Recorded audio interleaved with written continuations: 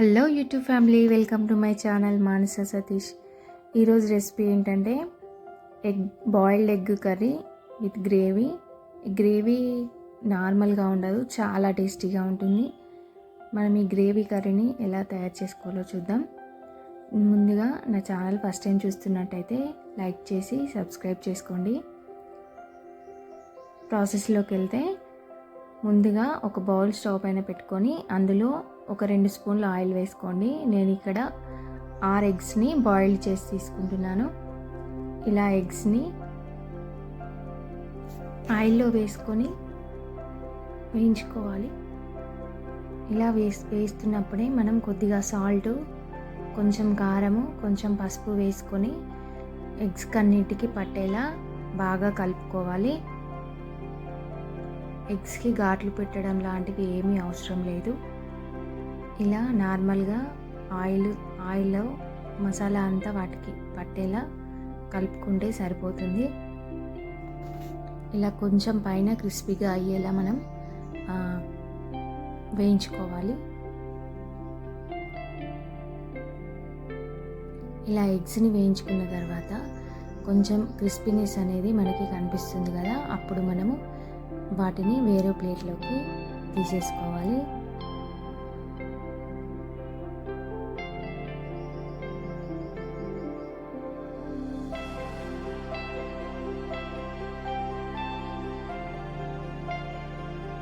ఇప్పుడు మనం ఇదే ఆయిల్లో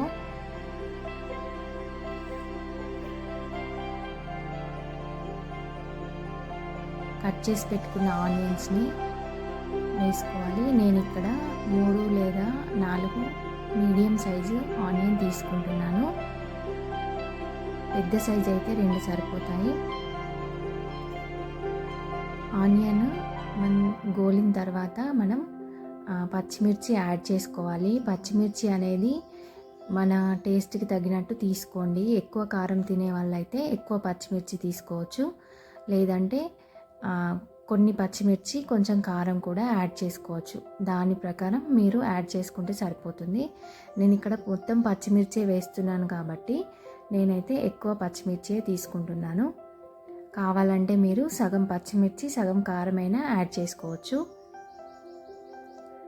ఇలా పచ్చిమిర్చి ఆనియన్ గోలిన తర్వాత ఒక వెల్లుల్లి మొత్తము మనం పొట్టు తీసి పెట్టుకోవాలి. అందులో సగం పక్కన పెట్టేసుకొని సగం వెల్లుల్లి రెబ్బలని ఇందులో వేసుకోవాలి. ఇందులోనే కాజు కూడా వేసుకోవాలి. 6-7 కాజు వేసుకుంటే సరిపోతుంది. కాజు ఆప్షనల్. కాజు వేసుకుంటే వేసుకోవచ్చు, లేదంటే పుట్నాల పప్పు కూడా వేసుకోవచ్చు మనం ఇందులో. ఇలా వేగిన తర్వాత వాటన్నింటినీ ఒక ప్లేట్లోకి తీసుకోవాలి. అవి కొంచెం చల్లారిన తర్వాత మిక్సీ జార్లో వేసుకోండి. మిక్సీ జార్లో వేసుకొని అందులో కొత్తిమీర కూడా వేసుకొని ఇలా చూపిస్తున్న విధంగా పేస్ట్లా పట్టుకోవాలి. మరీ లూజ్గా ఏం అవసరం లేదు, నార్మల్ పేస్ట్లా ఉంటే సరిపోతుంది. ఇలా అదే ప్యాన్లో ఒక 2 పావుల వరకు ఆయిల్ వేసుకోండి.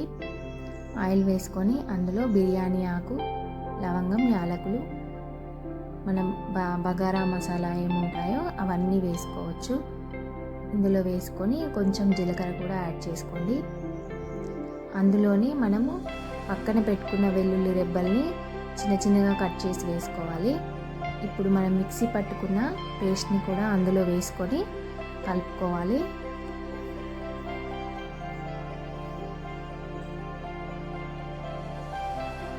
ఇలా కలుపుతూ ఉండాలి, లేదంటే అడుగంటుతుంది.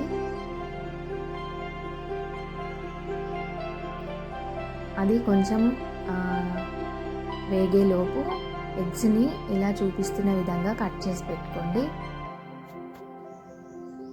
ఒక ఎగ్ 4 ముక్కలు లేదంటే 5 ముక్కలు చేసుకోవచ్చు. ఇలా అన్ని ఎగ్స్ని కట్ చేసి పెట్టుకోండి. ఈలోపు మనకి మసాలా అనేది మగ్గిపోతుంది.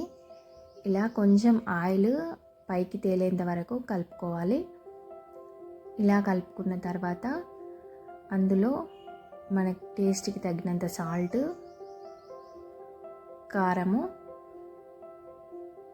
పసుపు, ధనియాల పొడి, గరం మసాలా వేసుకోవచ్చు. ఇలా మన గ్రేవీ ఎంత కావాలో దానికి తగినంత వాటర్ వేసుకోండి. నేను చూపిస్తున్న గ్రేవీ అయితే 5 మందికి కరెక్ట్గా సరిపోతుంది.